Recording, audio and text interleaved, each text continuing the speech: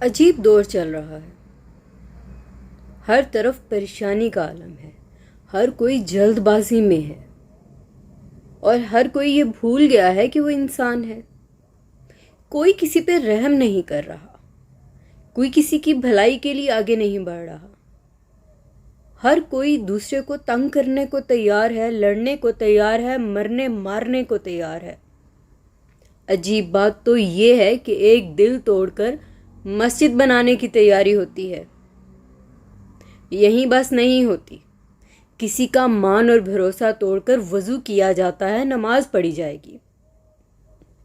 کسی کو رلا کر رب راضی کرنے چل پڑتے ہیں۔ پھر اور کیا یہاں بس کریں گے؟ نہیں، اس کے بعد کیا کرتے ہیں کہ ہزاروں گناہ کر کے کسی کو حقیر ثابت کر کے حج کی تیاری شروع ہو جاتی ہے۔ بھائی اس سے تو بہتر ہے کہ آپ انسان رہ جائیں، خدا بننے کی کوشش نہ کریں۔ ایسی نیکی کا کیا فائدہ جو کسی کے آنسوؤں کی وجہ سے آپ کما رہے ہیں؟ ایسی بھلائی کا کیا فائدہ جو آپ دکھا کر کر رہے ہیں؟ اور کسی کو تکلیف دے کر آپ کیسے سکون سے نماز پڑھ سکتے ہیں؟ کسی کے ساتھ زیادتی کر کر آپ کیسے حج کی تیاری کر سکتے ہیں؟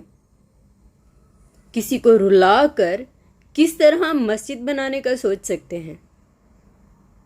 کسی پہ کفر کا فتویٰ لگا کر خود کو کس سٹیج پر آپ لے آئے ہیں؟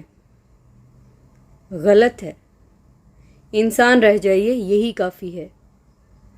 گناہ کی معافی کرنی ہے یا نہیں کرنی یہ رب پہ چھوڑ دیجیے۔ کون کافر ہے اور کون مسلم یہ بھی رب پہ چھوڑ دیں۔ صرف انسانیت کو یاد رکھیے۔